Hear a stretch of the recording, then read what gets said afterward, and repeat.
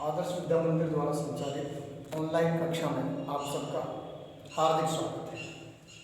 हम पिछले कई लेसनों से स्वर्णिम भारत प्रारंभ से 1206 ईस्वी तक के बारे में अध्ययन कर रहे हैं।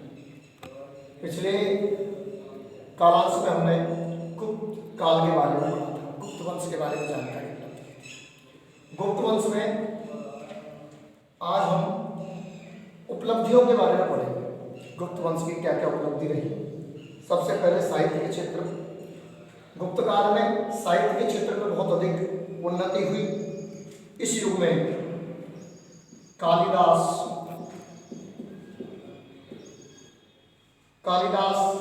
जैसे नाटककार पैदा हुए। इसके अलावा मेघदूत, रघुवंश, अभिज्ञान शाकुंतलम ग्रंथ लिखे कालिदास ने। मेघदूत लिखा, अभिज्ञान शाकुंतलम लिखा। ये नाट्य रचनाएं थी जो संस्कृत भाषा में लिखी। ऐसे महान कवि कालिदास इस काल में पैदा हुए। नाटककार थे, रचनाकार थे, जिन्होंने अभिज्ञान शाकुंतलम ग्रंथ, रघुवंश, मेघदूत ये सब ग्रंथों की रचना की। रघुवंश जैसे ग्रंथ इन्होंने लिखे। ये सब संस्कृत भाषा के प्रमुख ग्रंथ थे जिनकी रचना कालिदास के द्वारा की गई। इसलिए कहा जा सकता है कि गुप्त काल में साहित्य के क्षेत्र में साहित्य के क्षेत्र में गुप्त काल बहुत ही अग्रणी था। बहुत अधिक इस समय उन्नति हुई थी। इसके बाद कला के क्षेत्र में भी गुप्त काल में बहुत अधिक उन्नति हुई। हर प्रकार की कला, चाहे मूर्ति कला हो, चाहे संगीत कला हो, चाहे चित्रकला हो, सब में अभूतपूर्व वृद्धि हुई। सब एक प्रकार से बहुत अच्छी तरीके से इस समय उन्नति हुई। गणित और ज्योतिष के क्षेत्र में भी इस वंश को महान माना जाता है। उस वंश की उपलब्धियों को महान माना जाता है। कहते हैं गुप्त वंश स्वर्णिम काल था, इसीलिए स्वर्णिम काल था क्योंकि गणित और ज्योतिष के क्षेत्र में भी यहाँ बहुत अधिक उन्नति हुई थी। गणित और ज्योतिष काल के क्षेत्र में प्रमुख विद्वान यहाँ पैदा हुए थे। ब्रह्मगुप्त जैसे आर्यभट्ट गणितज्ञ, ब्रह्मगुप्त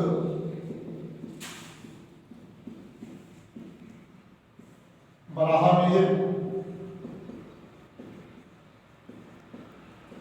जैसे गणितज्ञ और ज्योतिषा शास्त्री इस काल में पैदा हुए थे और इन्होंने ज्योतिष और गणित को बढ़ाने में बहुत बड़ा योगदान अपना दिया।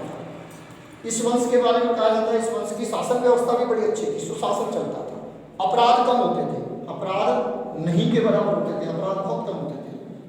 इस प्रकार का प्रशासन था कि राज्य में बहुत कम अपराध हुआ करते थे। जनता पर कर भार कम था, कर भार कम, यानी जनता से जो टैक्स लिया जाता था वो भी कम लिया जाता था। कम कर से काम चल जाता था। इसके अलावा जनता सारे सरकारी कामकाज जो भी होते थे वो संस्कृत भाषा में होते थे। कामकाज की भाषा संस्कृत थी।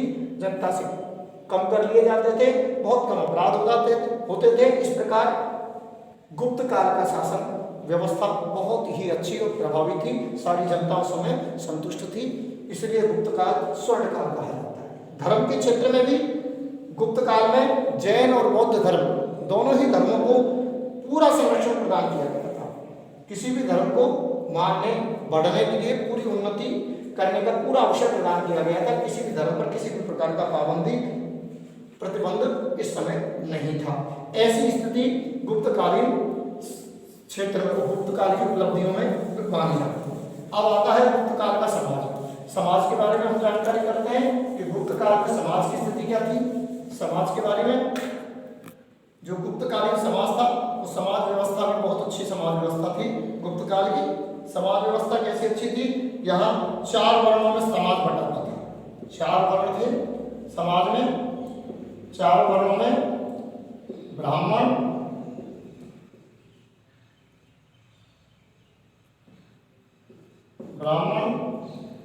वैश्य,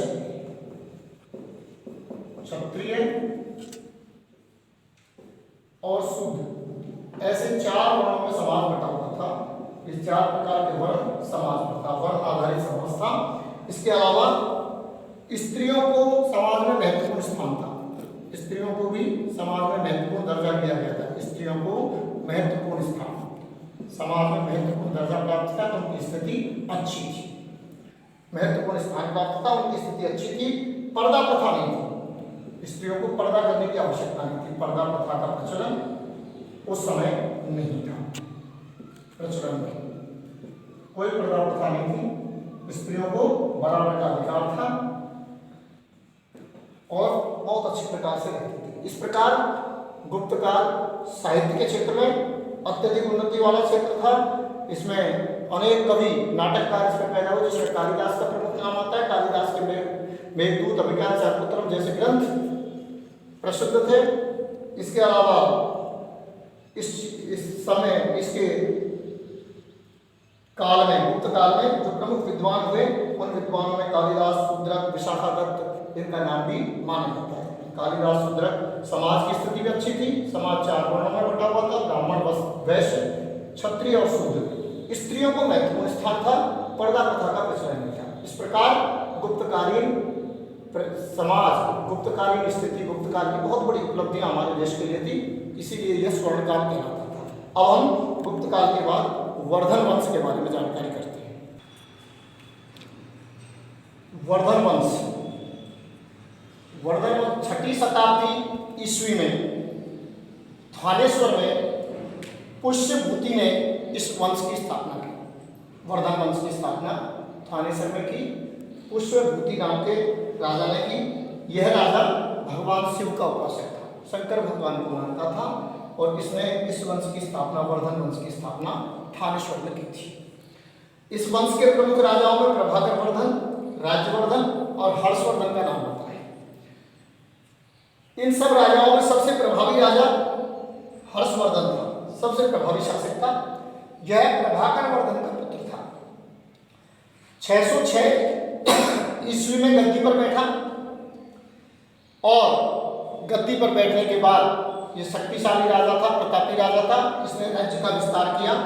वल्लभी, सिंध, पंचभारत, मगध, कांगोरती और बंगाल जैसे सारे क्षेत्रों पर इसने अपने राज्य को बढ़ाया, अधिकार किया और राज्य का विस्तार किया। इस राजा के बारे में कहा जाता है कि बहुत ही शक्तिशाली राजा था, सामर्थ्यवान राजा था, इसलिए इसने अपने राज्य का विस्तार पूरे अधिकांश भारत के क्षेत्र में किया था। इसकी राजधानी कन्नौज थी। पहले पूर्व में बताया बौद्ध धर्म का संरक्षक था। हर 5वें वर्ष में प्रयाग में एक महोत्सव का आयोजन करता था, जिसका नाम था प्रयाग महोत्सव। उस प्रयाग महोत्सव में ये ब्राह्मणों को और गरीबों को दान देने का काम भी करता था। ऐसा प्रमुख और प्रभावी रहा। उच्च कोटि का विद्वान भी था हर्षवर्धन, बहुत ही उच्च कोटि का विद्वान राजा था। अपने दरबार में भी विद्वानों को बड़ा आश्रय दिया करता था। ऐसे विद्वानों में बाणभट्ट, मयूर जैसे सुबंधु ऐसे विद्वान थे जो इसके दरबार में प्रमुख स्थान प्राप्त करते थे। दरबार में इनको प्रमुख स्थान दिया था, इसलिए कहा जाता है कि विद्वानों का आदर करने वाला था, क्योंकि स्वयं भी उच्च कोटि का विद्वान था, इसलिए विद्वानों का सम्मान भी करता था। चीनी यात्री वेनसांग इसी राजा के समय भारत में आया था। वेनसांग ने जो भारत का वर्णन किया है, उस समय के इतिहास का वर्णन किया है, इसी राजा के काल का वर्णन है, जिसके बारे में वेनसांग जो चीनी यात्री था उसने लिखा है भारत यात्रा का वर्णन करते समय। इसके राज्य में सीमाएं उत्तर में हिमालय पर्वत तक सीमाएं थी। दक्षिण में नर्मदा नदी के तट तक इसका राज्य फैला हुआ था। पूर्व दिशा में गंजाम तक और पश्चिम में वल्लभी तक इसका राज्य फैला हुआ था। इतना बड़ा विस्तृत राज्य था।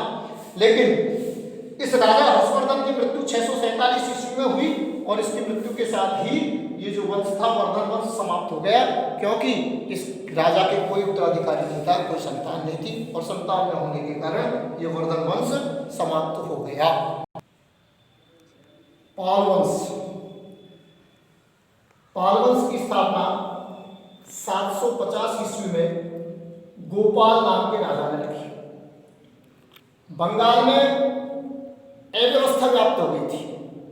ऐसी स्थिति में इस अव्यवस्था को दूर करने के लिए बंगाल की जनता ने गोपाल को अपना राजा बनाया और इस गोपाल नामक राजा ने पाल वंश की स्थापना 750 ईस्वी में की और बंगाल का राजा बना। इस वंश में सबसे प्रतापी राजाओं में धर्मपाल का नाम आता है। धर्मपाल ने के बारे में कहा जाता है कि बहुत ही शक्तिशाली और पराक्रमी राजा था। इस राजा ने अपने राज्य का विस्तार कन्नौज तक किया। प्रतिहार और राष्ट्रकूट दोनों के साथ त्रिकोणात्मक संघर्ष इस राजा ने किया। तीनों तरफ से संघर्ष हुआ, परंतु इस संघर्ष में भी इसने अपने राज्य को सुरक्षित रखा, इसलिए इसे महान पराक्रमी राजा कहा जाता है। इस वंश में जितने भी राजा हुए वो सब राजा बौद्ध धर्म के अनुयायी थे, यानी बौद्ध धर्म को मानते थे, बौद्ध धर्म के उपासक थे। और इनके समय में बौद्ध शिक्षा केंद्रों का बहुत अधिक विकास हुआ था। बौद्ध धर्म के लिए, बौद्ध शिक्षा के लिए प्रमुख केंद्र इन्होंने खोले थे और जगह जगह पर बौद्ध शिक्षा केंद्रों का विकास किया था। इस वंश के राजाओं के बारे में कहा जाता है कि राजा वास्तुकला में और कला के बहुत प्रेमी थे। कला और वास्तुकला, भवन निर्माण से संबंधित कला और वास्तुकला दोनों ही, यानी कला क्षेत्र, इन सब में सभी प्रकार की कला में रुचि रखते थे, कला प्रेमी थे और कला के क्षेत्र में भी विकास का इन्होंने कार्य किया था। राजा धर्मपाल ने विक्रमशिला विश्वविद्यालय की स्थापना की थी। जो राजा धर्मपाल हुआ उसने विक्रमशिला विश्वविद्यालय की स्थापना की थी। इसके बाद जैसे ही 12वीं शताब्दी का मध्य समय आया, मध्य समय आते साथ इस राज्य की, इस वंश की शक्ति क्षीण होने लगी और ये राजवंश धीरे धीरे समाप्त की ओर चला गया और समाप्त हो गया। उसके बाद हम पढ़ते हैं राष्ट्रकूट वंश। राष्ट्रकूट वंश की स्थापना 736 ईस्वी में दंतीदुर्ग ने की थी। दंतीदुर्ग ने नासिक में की थी, नासिक इसकी राजधानी थी। दंतीदुर्ग वातापी के जो चालुक्य राजा थे, चालुक्य राजाओं में एक सामंत था, सामंत की नौकरी करता था, सामंत था। लेकिन इसने अंतिम सम्राट, चालुक्य राजा था अंतिम चालुक्य शासक जिसका नाम था कीर्तिवर्मा, उस कीर्तिवर्मा को युद्ध में पराजित किया और पराजित करने के बाद ये स्वयं राजा बन गया और इस प्रकार राजधानी नासिक को राजधानी बनाते हुए 736 ईस्वी में ये इस राज्य, इस वंश का प्रमुख शासक बना और राष्ट्रकूट वंश की स्थापना यहाँ पर हुई। इस वंश में 14 प्रमुख राजा हुए। इसके अलावा कोई इस सहित कुल मिलाकर 14 शासक हुए। इन 14 शासकों में दंतीदुर्ग के बाद उसका चाचा जो 756 ईस्वी में कृष्ण प्रथम के नाम से इस वंश का शासक बना था। और वही कृष्ण प्रथम जिसने एलोरा में प्रसिद्ध जो कैलाश मंदिर है, उस कैलाश मंदिर का निर्माण इसी वंश के राजा ने करवाया, जिसका नाम था कृष्णपद। और ये कृष्ण प्रथम दंतीदुर्ग जो था उस दंतीदुर्ग का चाचा था। राष्ट्रकूट शासक संस्कृत, कन्नड़ भाषा, साहित्य, इन सब का पोषण करते थे। यानी इन्होंने अपने राज्य में संस्कृत भाषा को, कन्नड़ भाषा को, जिससे लिखे हुए साहित्यों को बहुत प्रोत्साहन दिया और इनको बढ़ाने में बड़ी मदद की। अर्थात ये संस्कृत और कन्नड़ भाषा के पोषक माने जाते हैं। वैदिक धर्म के समर्थक थे, वेदों में जो उल्लेखित धर्म है उसका समर्थन करते थे, उसके अनुसार ये कार्य करते थे, वैदिक धर्म के अनुसार चलते थे। इन्होंने बहुत सारे भव्य मंदिर बनाए, कई भव्य मंदिर बनवाए और प्रसिद्ध मंदिरों के कारण इनको एक धर्म प्रेमी राजा भी माना जाता है। वैदिक धर्म के समर्थक राजा भी इनको माना जाता है।